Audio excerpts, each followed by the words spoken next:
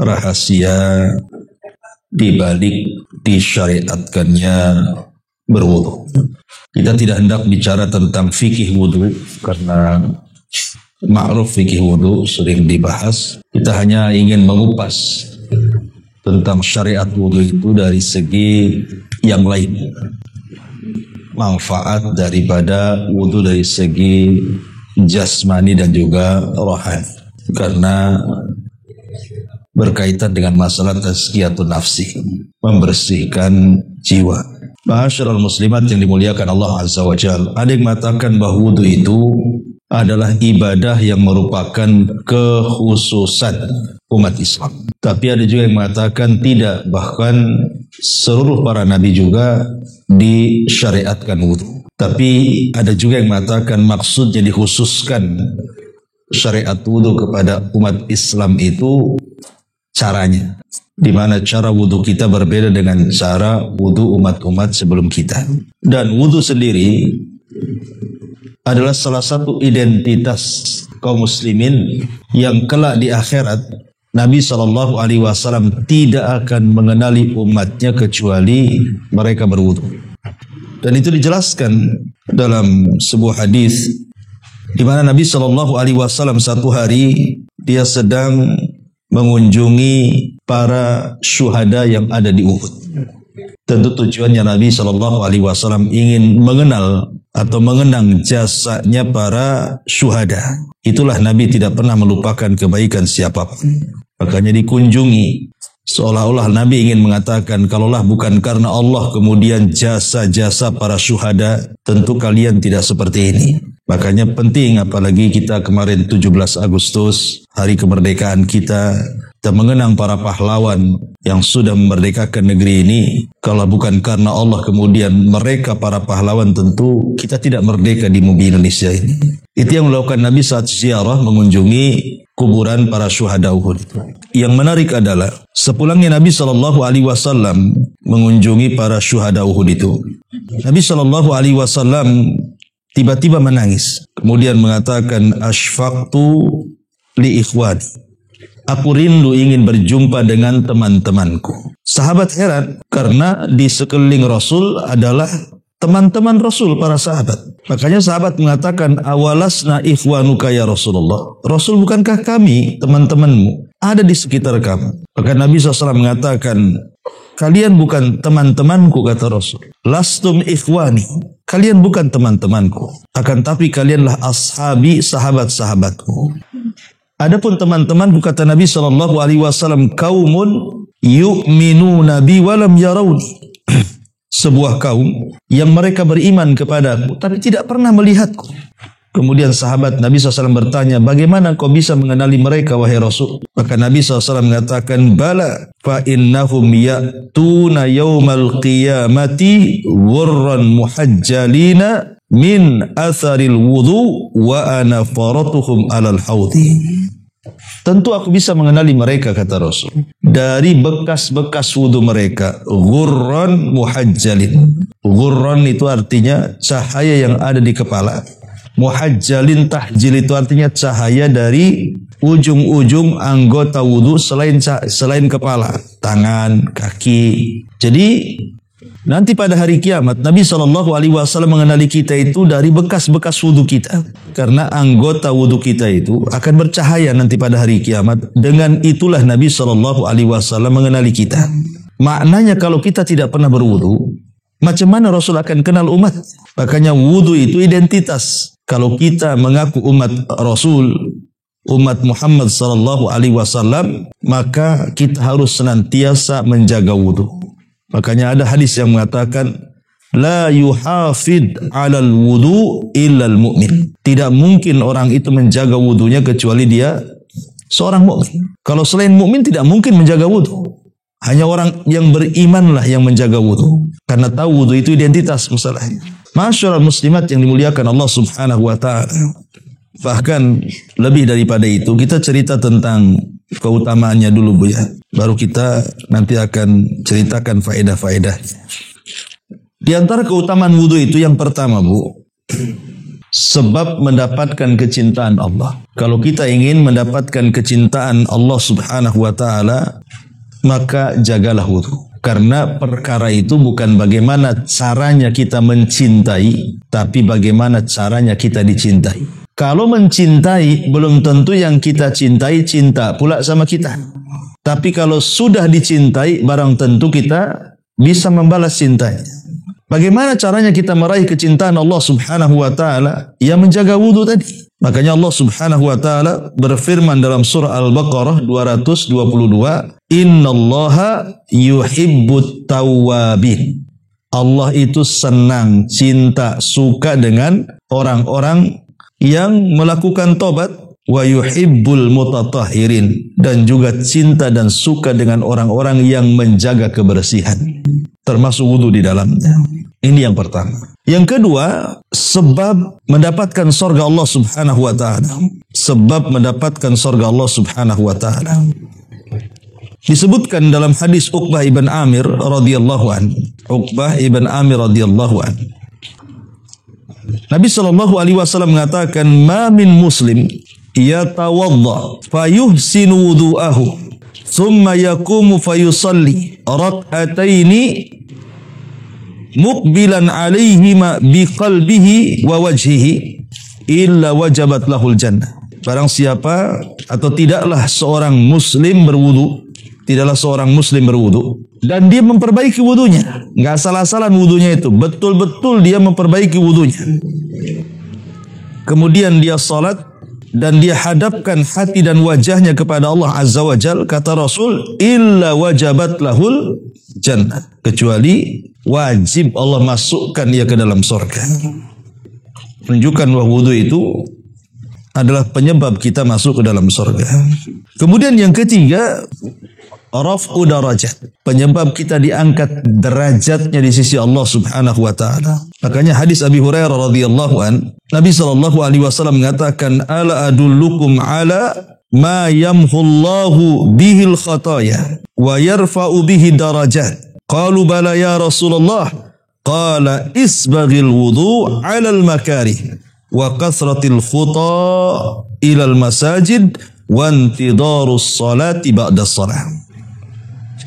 Kata Nabi SAW, maukah kutunjukkan kepada kalian apa-apa yang bisa menghapuskan kesalahan kalian dan mengangkat derajat kalian di sisi Allah? Sahabat mengatakan, tentu ya Rasul, apa itu yang bisa menghapuskan dosa dan mengangkat derajat itu? Maka Rasul mengatakan, sempurnakan wudumu ketika kau benci melakukannya. Boleh jadi mungkin cuacanya lagi dingin, kita malas wudu, kata Rasul, sempurnakan wudumu walaupun kau benci untuk melakukannya. Kemudian biasakan melangkahkan ke masjid dan menunggu sholat setelah sholat. Dari sini menunjukkan bahwa di antara sebab diangkatnya derajat kita adalah berwudu. Kemudian yang keempat, dan ini yang luar biasa adalah di mana wudu ini penyebab kita akan memasuki telaga Nabi Shallallahu Alaihi Wasallam. Ingat, setiap Nabi itu dianugerahi telaga. Setiap Nabi itu dianugerahi telaga. Dan telaga ini kelak di akhirat itu menentukan seseorang haus dan tidaknya ketika berdiri di tengah-tengah padang mahsyar yang matahari diletakkan 1 mil di atas kepala dengan keringat bercucuran. Karena siapa yang minum dari telaga itu lam yadma abada, tidak mungkin haus selamanya. Lah orang-orang yang berwudu itu mereka ada kesempatan minum dari telaga Nabi Shallallahu Alaihi Wasallam. Makanya setelah Nabi Shallallahu Alaihi Wasallam menyebutkan nanti pada hari kiamat dia akan mengenali umatnya dari cahaya wudu, maka Nabi Shallallahu Alaihi Wasallam di ujung hadis mengatakan, wa ana faratukum alal haudi, dan aku menunggu kalian di telagaku. Subhanallah. Maka berwudu ini penting. Walaupun hanya dalam rangka memperbaharui saja. Umpamanya ibu masih belum batal sih. Umpamanya duhur, ibu sudah wudu, belum batal sampai asar. Apa salahnya memperbaharui wudu? Kan ada baiknya juga. Walaupun ibu tidak batal, karena termasuk sunnah Nabi SAW itu berwudu untuk setiap 1 kali sholat. Walaupun belum batal. Itu sunnah hukumnya. Tajdid al-wudu namanya ya, memperbaharui wudu. Kemudian yang nomor 5, takfirul khotoya. Wudu itu bisa menghapuskan kesalahan-kesalahan kita. Yang namanya hidup tuh Bu ya. Saya, ibu, siapapun Bu. Kita ini banyak melakukan dosa kan. Entah dosa lisan kita, entah dosa hidung kita, entah dosa mata kita, entah dosa tangan kita, entah dosa kaki kita. Kita tidak tahu. Setiap hari itu pastilah kita ini melakukan dosa dari anggota-anggota badan kita itu. Tetapi Nabi SAW kemudian mengajarkan kepada kita, setiap kita berwudu Bu, itu akan merontokkan setiap kesalahan. Jadi kalau kita membasuh tangan, maka kesalahan yang di tangan akan luntur. Apabila membasuh wajah, maka kesalahan yang ada di wajah termasuk ya mulut, hidung, kemudian mata di wajah itu juga akan gugur kesalahannya. Kemudian termasuk juga di kepala, ketika kita mengusap kepala akan gugur kesalahan yang ada di kepala. Termasuk juga saat mencuci kaki akan gugur kesalahan yang ada di kaki. Dan ini luar biasa, ya, bisa menggugurkan banyak kesalahan setiap harinya. Karena setiap harinya juga kita juga banyak melakukan dosa kan Bu. Maka dengan sering berwudu, maka kesalahan itu bisalah kita kemudian buang sedikit demi sedikit. Kita gugurkan dengan cara berwudu. Nabi SAW mengatakan dalam sebuah hadis, man tatahhara fi baitihi thumma masya ila baitin min buyutillah liyaqdiya faridatan min faraidillah kanat khutuwatahu ahadahuma takhuttu khati'atan wal ukhra tarfa'u darajatan. Barang siapa yang sudah berwudu di rumahnya, kemudian dia berangkat ke masjid untuk melaksanakan sholat wajib, maka setiap langkah-langkahnya akan menghapuskan kesalahan dan yang lainnya mengangkat derajat. Dan dalam hadis yang lain, man tawadda'a nahwa wudu'i hadha thumma shalla rak'ataini la yuhadditsu fihi ma nafsahu ghafarallahu lahu ma taqaddama min dhanbi. Barang siapa yang berwudu seperti wuduku ini kemudian salat 2 rakaat, dia tidak bicara dari wudu ke salat itu kecuali Allah akan ampuni dosa-dosanya. Jadi luar biasa, ya. Kemudian yang nomor 6, berwudu itu menyebabkan kita meninggal dalam posisi husnul khotimah. Kalau Allah Subhanahu wa taala takdirkan ibu tidur malam, kemudian pagi tak bangun lagi, alias mati, maka ibu itu meninggal di atas fitrah. Meninggal di atas fitrah, husnul khotimah. Dan itu dijelaskan dalam hadis Bara ibn Azib radhiyallahu an. Kata Nabi SAW kepada Bara bin Azib itu, ya Bara, idza ataita madja'aka fatawadda wudu'aka lis-salati. Thumma taji ala shikil ayman wa qul Allahumma aslamtu wajhi ilaika wa fawwadtu amri ilaika wa alja'tu dhahri ilaika rahbatan wa raghbatan ilaika la malja'a wa la manja minka ila ilaik amantu bi kitabika alladhi anzal wa bi nabiyyika alladhi arsal atau amantu bi kitabika alladhi unzil wa bi nabiyyika alladhi ursil fa in mitta ala al-fitrati wa in asbahta ala khairin. Kata Nabi SAW kepada Bara bin Azib, ya Bara, kalau engkau hendak menuju pembaringanmu, mau tidur gitu ya, berwudu, kemudian baca doa. Kalau seandainya engkau nanti bangun di pagi hari, maka bangun di atas kebaikan. Tapi kalau Allah takdirkan kau mati, mata ala fitratin, engkau mati di atas fitrah, artinya mati di atas Islam. Dan Allah mengatakan, fala tamutunna illa wa antum muslimun, janganlah kau mati kecuali kau dalam keadaan muslim. Maka Nabi Yusuf alaihi salam sampai berdoa, tawaffani musliman wa alhiqni bis salihin. Ya Allah, wafatkan aku dalam kondisi muslim dan libatkan aku bersama orang-orang baik.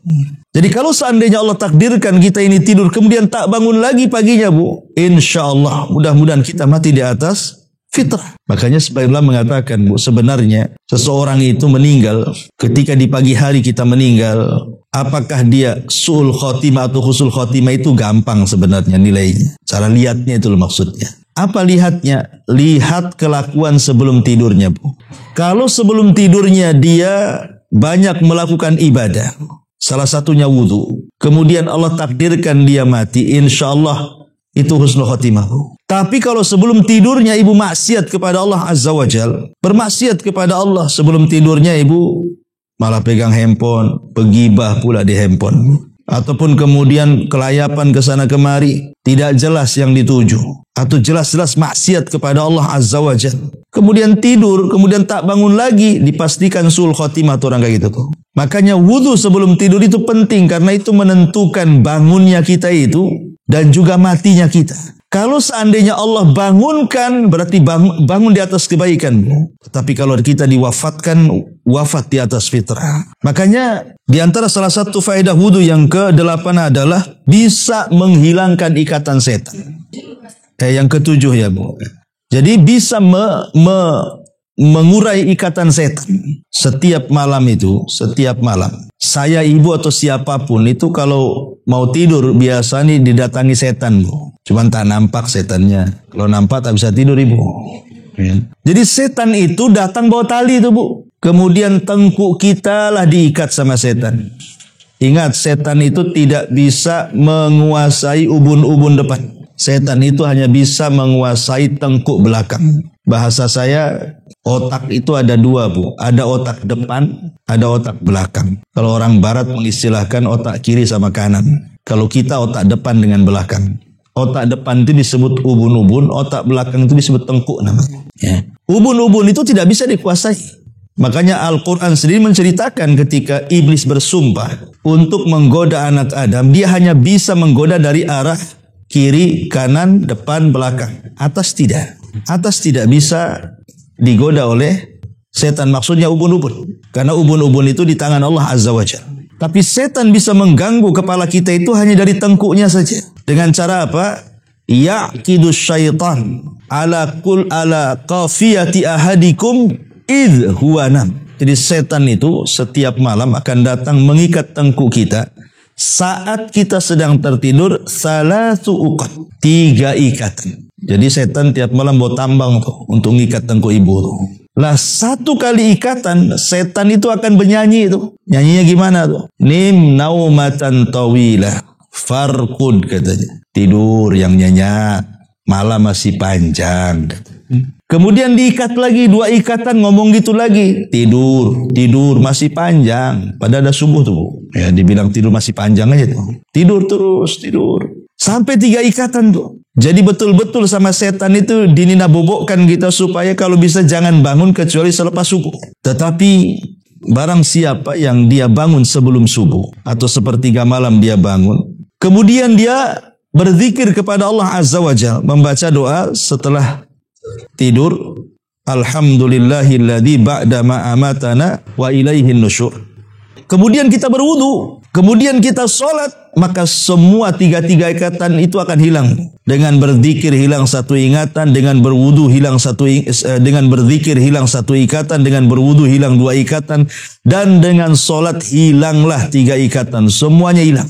Kemudian Rasul mengatakan, kalau sudah hilang ikatan-ikatan setan itu, maka dia di pagi harinya itu nasyitun thayyibun nafsi. Dia akan semangat hidupnya dan jiwanya akan bersih.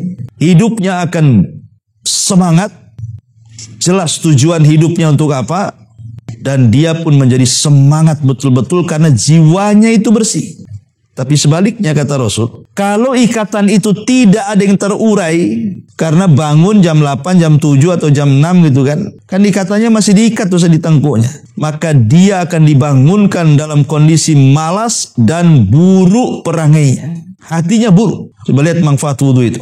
Jadi kalau orang tidak berwudu, kemudian bangunnya pula selepas subuh gitu kan, itu alamat tuh. Malas, kemudian jelek hatinya. Dan kalau itu yang terjadi kata para ulama, maka biasanya orang seperti ini akan mendapatkan banyak masalah yang tidak tahu apa penyebab masalah itu muncul. Ada aja masalah. Masalah ini belum kelar, datang pula masalah yang lain. Masalah yang lain belum datang pula. Akhirnya bertumpuk-tumpuk tuh masalah itu. Akhirnya dia malas, tidak berani menghadapi, tidak berani menyelesaikan. Karena jiwanya jelek. Tapi kalau seandainya jiwanya baik, dia semangat, masalah sebesar apapun Allah akan tolong baru menguraikannya. Itulah manfaat wudu tuh di situ tuh.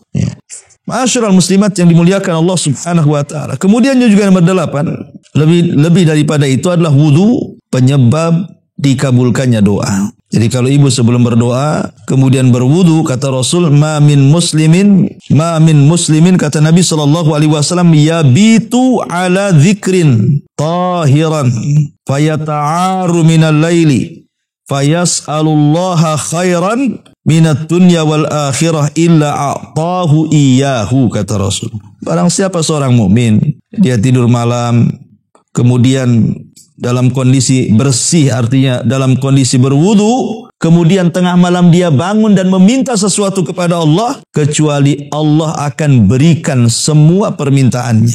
Hadis dikeluarkan Abu Dawud. Lihat bagaimana keutamaan wudu begitu dahsyatnya dijelaskan oleh hadis-hadis Nabi sallallahu alaihi wasallam. Ma'asyiral muslimat yang dimuliakan Allah Subhanahu wa taala. Kemudian apa lagi? Bahwa yang nomor 9, ya, wudu ini dijelaskan al-wudu nisful iman. Wudu itu separuh daripada keimanan. Dan itu disebutkan dalam hadis Abi Malik Al-Asy'ari radhiyallahu an, Rasul mengatakan at-tuhuru syatrul iman. Bahwa kebersihan itu separuh dari keimanan. Separuh keimanan. Artinya iman itulah yang bisa menjaga kehidupan kita. Kita ini tidak melakukan maksiat itu karena ada iman.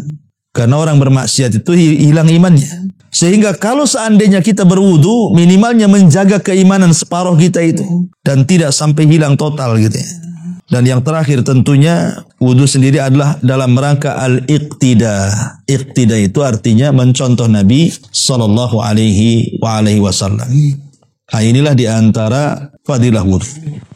Baik, kita masuk kepada manfaat wudu.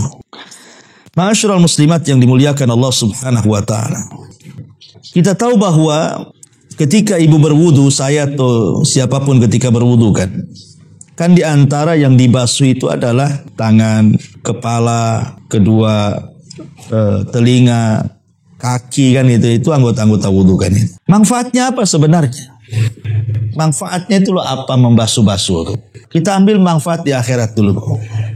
Ma'asyiral muslimat yang dimuliakan Allah Azza wa Jalla, ada sebagian ulama itu ingin mengungkap rahasia di balik wudu itu. Di antara manfaat di akhiratnya adalah ketika ibu ini mencuci kedua tangan atau mencuci tangan lah sebelah kanan gitu ya. Ketika berwudu ibu mencuci sebelah tangan, yang kanan dulu baru kiri kan. Seolah-olah dia ingin mengatakan kepada Allah Azza wa Jalla, ya Rabb, semoga nanti kelak pada hari kiamat, ketika catatan-catatan amal itu diterbangkan, aku bisa mengambil dengan tangan kananku ini. Sehingga dengan itulah aku mendapatkan hisab yang mudah. Nah, ketika kita membasuh tangan kiri pun juga sama. Semoga kita terhindar dari mengambil catatan itu dengan tangan kiri. Semoga dengan itu kita tidak mendapatkan hisab yang sulit. Ini diantara faedah membasuh tangan. Kemudian ketika kita membasuh kepala, seolah-olah kita mengatakan kepada Allah, ya Allah, haramkan kepalaku dari api neraka dan jagalah isi kepalaku. Jadi ketika membasuh kepala, seolah kita meminta kepada Allah agar kepala kita ini dihindarkan dari api neraka dan dijaga isi kepala kita ini, supaya tidak terkena banyak syubhat yang akhirnya menyesatkan kita. Begitu juga ketika kita mencuci telinga. Kita meminta kepada Allah agar telinga kita itu tidak membiasakan mendengarkan kecuali yang baik-baik. Begitu juga ketika kita berkumur-kumur. Kita meminta kepada Allah mudah-mudahan lisan ini tidak mengucapkan kecuali kalimat yang baik. Begitu juga ketika kita mencuci kaki, kita berharap bahwa kaki yang kita cuci ini betul-betul ditetapkan ketika melangkah di titian Shiratal Mustaqim. Itu rahasia manfaat wudu yang tersembunyi kan untuk kelak hari kiamat. Adapun manfaat dari segi kesehatan sudah jelas lah kan Bu. Ya, ditinjau dari apapun, dari medis, kedokteran. Wudu ini luar biasa. Sebelum ada kita ini diperintahkan ataupun dianjurkan kemarin waktu corona kan Bu. Kita disuruh mencuci tangan. Islam loh sudah 14 abad yang silam loh menyuruh kita untuk mencuci tangan. Saat berwudu bahkan 5 kali sehari kita mencuci tangan itu. Kemudian juga kalau kita juga melihat secara medis, konon katanya kan banyak bakteri-bakteri yang ada di mulut kita ini. Kalau kita kemudian berkumur-kumur, makanya kenapa berkumur-kumur itu dengan cara madmadah Bu? Madmadah itu kan bukan hanya memasukkan air ke mulut kemudian ditumpahkan lagi, tidak. Tetapi betul-betul dimadmad, dikumur-kumur atau digerak-gerakkan. Supaya air itu menyentuh langit-langit lisan atas bawah, kemudian kotoran-kotoran gigi itu supaya keluar kan Bu. Ya karena manfaatnya tadi. Ya, bisa mengobati penyakit macam-macam. Ya, entah kanker mulut, entah apa gitu ya dalam penyakit-penyakit medis itu. Begitu juga hidung kan, biasanya kan bakteri sering masuk tuh ke hidung tuh. Akhirnya jadi flu dan yang lainnya. Maka ketika mencuci hidung, lubang hidung pun dengan cara menyedot sedikit ke atas gitu kan, itu juga bisa membersihkan dari segala bakteri. Bahkan saya pernah terbaca itu ada seorang mu'alaf itu dia masuk Islam gara-gara meneliti wudu. Masuk Islamnya itu gara-gara meneliti wudu. Baru sampai ke mencuci hidung, dia sudah yakin bahwa wudu ini adalah syariat. Akhirnya bersyahadat. Padahal belum diteliti semuanya tuh. Baru sampai ke hidung saja. Ya. Bagaimana kalau sampai kemudian mencuci wajah? Ya, bahkan katanya terbaca dalam kitab fikih itu juga di antara manfaat kesehatan wajah ketika dibasuh satu hari dalam 5 kali dalam satu hari itu bisa mengurangi kerutan-kerutan loh, bisa mengurangi penuaan gitu bahasanya. Kalau ibu rajin wudu gitu, kencang lah Bu, nggak perlu silikon sana silikon sini, banyak wudu saja. Jadi ini kita harus yakin karena ini kan perintah ilahi. Memang Allah Subhanahu wa taala yang menghendaki itu loh. Jadi itu kecantikan alami namanya kan. Ini kecantikan lewat media syariat. Cukup banyak wudu saja, tapi wudunya yang benar, jangan asal wudu kan itu. Betul-betul wudunya itu juga ikhlas, mencari pahala, keredhaan. Nanti Allah Subhanahu wa taala akan berikan ganjaran yang banyak. Selain daripada itu juga kesehatan. Bahkan saya pernah terbaca buku Dahsyatnya Terapi Wudu gitu judulnya kalau nggak salah tuh. Saya terbaca, ada lama saya baca buku itu. Itu katanya bisa melancarkan peredaran darah. Jadi bisa melancarkan peredaran darah. Bahkan ada seorang ulama, saya lupa namanya. Jadi dia menjelaskan semenjak aku merutinkan wudu, setiap aku membasuh kepala dengan air saat wudu itu bisa menguatkan hafalan. Jadi ada ulama yang mengatakan setelah aku mendawamkan berwudu, setiap aku batal aku wudu lagi katanya. Alhamdulillah katanya, hafalanku tidak pernah hilang. Hafalanku tidak pernah hilang. Tapi bukan beda. Kalau ibu itu berwudu justru hilang hafalannya karena memang nggak punya hafalan kan Bu. Jadi apa yang mau tahan di kepala, hafalan pun tak punya kan itu. Jadi itu sampai ulama seperti itu. Semenjak aku mendapatkan wudu, mantap hafalannya katanya. Jadi saya terbaca dalam kitab Dahsyatnya Terapi Wudu itu bisa melancarkan peredaran darah. Artinya kan kalau sudah melancarkan peredaran darah kan kemana-mana Bu. Jadi kerjanya ke jantung menjadi optimal kan gitu ya. Ya namanya darah ini kan penentu kesehatan badan juga. Bahkan banyak sekali lah kalau kalau kita terangkan masalah-masalah dari segi kesehatan badannya. Baik kita masuk pada ruhaninya. Inilah yang disebut tazkiyatun nafsnya. Ya. Wudu dilihat dari tazkiyatun nafsinya. Ma'asyiral muslimat yang dimuliakan Allah Azza wa Jalla. Dalam sebuah hadis Nabi SAW mengatakan, "Idza ghadiba ahadukum falyatawadda." Apabila salah seorang di antara kalian sedang emosi, sedang marah, ya, kata Nabi SAW berwudu. Rupanya wudu itu bisa mengurangi emosi, Bu. Bisa mengurangi perasaan marah. Kenapa demikian? Alasannya karena marah itu dari setan.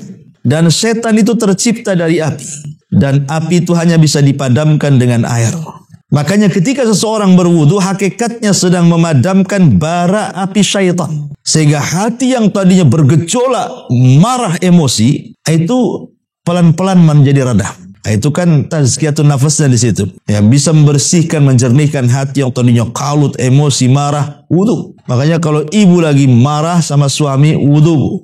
Masih marah lagi, wudu lagi. Sampai habis itu satu bak mandi. Kata Nabi SAW, apabila sedang berdiri marahnya duduk kan itu ya. Apabila sedang duduk masih marah, baring. Apabila baring juga masih marah, wudu. Nah ini wudu, penentu nih, terakhir wudu. kemudian sholat. Jadi salah satu terapi orang sedang emosi itu berwudu. Maka ini bisa menjernihkan hati wudu ini. Ini dari segi tazkiyatun nafasnya. Kemudian juga yang kedua, hadis yang tadi saya baca, Bu. Hadis dari Abu Hurairah radhiyallahu an. Nabi SAW mengatakan, ya'qidu syaitan ala qafiyati ra'si ahadikum idza huwa nam salasa uqadin. Jadi setan itu mengikat tengkuk salah seorang di antara kalian apabila tertidur 3 ikatan. Kemudian di ujung hadis Nabi SAW mengatakan, fa in shallah in halat uqdata kullaha fa asbaha nasyitan tayyiban nafsi wa illa asbah khabithan nafsi kaslan. Kalau dia kemudian bangun dan dia berzikir, kemudian berwudu, kemudian sholat, apa kata Nabi? Maka ketika hilang semua ikatannya, maka di pagi hari dia akan merasa semangat dan kesegaran yang menenteramkan jiwa. Namun bila dia tidak melakukan seperti itu, maka pagi harinya jiwanya merasa tidak segar dan menjadi malas beraktivitas. Nah, di sini tazkiyatun nafasnya juga yang kedua. Ya, jadi dengan berwudu tadi selepas bangun tidur, itu jiwa akan bersih. Ketika jiwa akan bersih, ini tenang hatinya sehingga semangat hidupnya. Jadi adalah tujuan hidup dia satu hari itu untuk apa dia tahu. Dan itu bisa kita rasakan, Bu. Bahkan saya pernah merasakan juga. Kalau kita tidur sedikit di malam hari, umpamanya tidur jam 11 gitu, bangun jam 3. Ya. Kemudian mungkin di antara ibu ada yang tahajud atau baca Quran atau dzikir itu, kan. Memang agak ke subuh itu ngantuk-ngantuk dikit kan, Bu. Tapi nanti pagi harinya itu selepas subuh tuh, kemudian ibu nyapu, ngepel atau nyiram aktivitas itu, rasanya tidur yang sedikit di malam hari itu tidak mempengaruhi kesehatan badan ibu. Tapi coba ibu ini tidur umpamanya kan jam 11, bangun subuh, kemudian sholat subuh, kemudian habis subuh tidur lagi, bangun jam 9. Itu kan udah cukup untuk tidur itu, bukan? Mulai jam 11 bangun jam 9 kan? Cuman bangun tuh sholat, tidur lagi. Itu sudah direncanakan tuh, habis subuh harus tidur nih, udah ada rencana tuh. Ya kan? Tidur itu kan harus ada rencana dan kesempatan kan, Bu. Nah, kemudian bangun jam 9, ibu rasakan badan ibu seperti apa? Pasti sakit-sakit badan, bawaannya ngantuk aja, padahal udah lebih-lebih itu jamnya tuh. Nah, itu bisa kita rasakan seperti itu. Dan memang ini kan obat nabawiyah namanya, tibun nabawi. Walaupun kita kurang tidur semalam hanya 2 jam, 3 jam gitu kan. Tapi kita berhasil melepaskan ikatan-ikatan setan itu. Kemudian kita bangun di pagi hari, rasanya semangat aja hidup tuh. Ya paling nanti ngantuk-ngantuknya kalau udah dekat-dekat duhur gitu kan. Nah, itulah di situ ada kailulah. Sunnah tidur siang. Ya. Jadi nomor 2, dari segi tazkiyatun nafasnya, wudu ini bisa menjernihkan hati. Memberikan semangat hidup sehingga tidak malas. Dan tadi saya katakan, sebagian ulama mengatakan bahwa dia akan mampu mengurai banyak masalah pada hari itu. Dia akan bisa mengurai banyak masalah walaupun banyak masalah hari itu. Dengan cara ya tadi mengikat uraian setan. Karena kalau hati tenang, enak kita menghadapi masalah. Tapi kalau hati itu ruwet, riweuh, itu sulit menghadapi masalah. Ya. Ma'asyiral muslimat yang dimuliakan Allah Azza wa Jalla. Bahkan ada hadis Nabi SAW mengatakan ketika kita memakan daging unta. Ketika kita makan daging unta kan, Bu, Nabi memerintahkan untuk berwudu. Tapi kalau kita makan daging kambing, Rasul tidak merintahkan kita berwudu. Dari sini kata para ulama, salah satu nawaqidul wudu, pembatal wudu itu adalah ketika kita makan daging unta. Dan tidak batal wudunya kalau kita makan daging kambing. Apa alasannya? Karena unta itu tabiatnya tercipta dari setan. Unta itu tabiatnya tercipta dari setan. Sehingga bawaannya panas, ya kan? Bawaannya, ya tahulah setan bawa ibu kemana kan itu. Nah, dengan kemudian berwudu setelah makan daging unta, di situ manfaatnya apa? Ya tadi supaya meredamkan hati yang sudah makan daging yang tercipta dari tabiat setan tadi. Ma'asyiral muslimat yang dimuliakan Allah Subhanahu wa taala. Bahkan yang lebih daripada itu, tazkiyatun nafasnya adalah kalau ibu selepas wudu kemudian berdoa. Kan selepas wudu itu kan ada doa, Bu. Apa doanya? Kata Nabi SAW, man tawadda'a fa ahsanal wudu thumma qala. Barang siapa yang berwudu kemudian dia perbaiki wudunya tuh. Kemudian dia berdoa selepas wudu, asyhadu an la ilaha illallah wahdahu la syarikalah wa asyhadu anna Muhammadan abduhu wa rasuluh. Allahumma ij'alni minat tawabina waj'alni minal mutatahhirin. Futihat lahu samaniyatu abwabil jannah yadkhulu min ayyiha sya'a. Kata Rasul, kemudian dia berdoa, aku bersaksi tidak ada sesembahan yang berhak disembah kecuali Dia. Dan aku bersaksi Muhammad adalah hamba dan Rasulnya. Ya Allah, jadikan aku termasuk hamba-hambamu yang bertobat. Dan jadikan aku termasuk hamba-hambamu yang senantiasa bersuci. Maka kalau kita membaca doa ini, Allah akan buka padanya 8 pintu sorga. Dan ia boleh masuk dari 8 pintu sorga yang ia kehendaki. Pendek tapi luar biasa. Ya Allah. Jadi doa habis wudu pendek. Asyhadu an la ilaha illallah. Wa asyhadu anna Muhammadan abduhu wa rasuluh. Allahumma ij'alni minal tawabina waj'alni minal mutatahirin. Tapi lihat faedahnya. Ya. Di dalam kandungan doa selepas wudu itu inti daripada tauhid, Bu. Itu inti daripada tauhid. Kalau wudu, saya katakan tadi, lebih ke porsinya membersihkan badan. Ya, lebih porsinya itu membersihkan badan ya Bu ya. Pamannya penyakit mulut, penyakit yang ada di muka, yang ada di kepala, yang ada di tangan, yang ada di kaki, kemudian bisa melancarkan darah, macam-macam lah penyakit bisa diobati dengan wudu itu. Artinya lebih ke badan. Tapi kalau doa selepas wudu itu lebih ke hati, tazkiyatun nafas. Karena dalam hati manusia itu kan macam-macam, Bu. Ada syiriknya, ada bid'ahnya, ada hasadnya, ada dendamnya, ada dengkinya, ada irinya, macam-macam lah penyakit hati itu, Bu. Makanya wudu ini bisa menghilangkan penyakit badan. Doa selepas wudu itu bisa menghilangkan penyakit hati. Ketika kemudian penyakit badan hilang, penyakit hati hilang, makanya ibu betul-betul menjadi orang baik tuh. Mudah untuk bertobat. Waj'alni minat tawabin. Mudah untuk bertobat. Karena penghalang-penghalangnya sudah tidak ada. Orang itu kalau susah bertobat itu kan karena ada penyakit hatinya. Ataupun ada penyakit badannya. Ketika dua-duanya sudah hilang tuh. Penyakit badan sudah hilang dengan wudu. Penyakit hati hilang dengan doa selepas wudu. Berarti mudah dia untuk bertobat. Makanya para ulama ketika memberikan syarahan kepada doa selepas wudu, mereka mengatakan walamma kanatit taubatu taharatul batini an adranidz dzunubi wal wudu'u taharatul zahir anil ahdatsil mani'ati minat taqarrubi ilaihi ta'ala nasabal jam'u bainahuma fa idza fa'ala dzalik futihat abwabul jannah as-samaniyah. Ketika tobat itu membutuhkan kebersihan hati. Ketika tobat itu membutuhkan kebersihan hati. Dan itu bisa dilakukan dengan cara apa? Doa selepas wudu. Itulah untuk membersihkan hati. Supaya kita mudah bertobat. Dan ketika kemudian wudu sendiri adalah bisa membersihkan kotoran-kotoran badan. Apabila dijumpakan bersihnya badan dan hati, maka orang itu mudah untuk melakukan tobat dan mendekatkan diri kepada Allah Azza wa Jalla. Disitulah letak tazkiyatun nafasnya. Ya, walaupun wudu sendiri tadi saya sudah katakan ada dari sisi tazkiyatun nafasnya ada, tapi porsinya lebih banyak kepada membersihkan badan. Tapi kalau ingin lebih membersihkan hati, artinya ingin sempurna badan bersih, hati bersih, jangan tinggalkan doa selepas wudu. Jangan. Sayang gitu kan, karena banyak di antara kita itu yang melalaikan doa selepas wudu. Dia hanya mementingkan kebersihan badan, tapi bersihnya hati tidak. Padahal justru doa selepas wudu pun tak kalah pentingnya dengan wudunya tuh. Karena beda manfaatnya. Kalau wudu membersihkan badan, kalau doa selepas wudu membersihkan hati. Maka saya nasihatkan, jangan tinggalkan. Kan sebentar saja. Wa asyhadu an la ilaha illallah wahdahu la syarika lahu wa asyhadu anna Muhammadan abduhu wa rasuluh. Allahumma ij'alni minat tawwabin waj'alni minat mutahhirin. Kan sebentar aja, Bu. Tapi lihat manfaatnya. Luar biasa, ya. Ma'asyiral muslimat yang dimuliakan Allah Subhanahu wa taala, inilah di antara manfaat wudu ditinjau dari segi tazkiyatun nafas.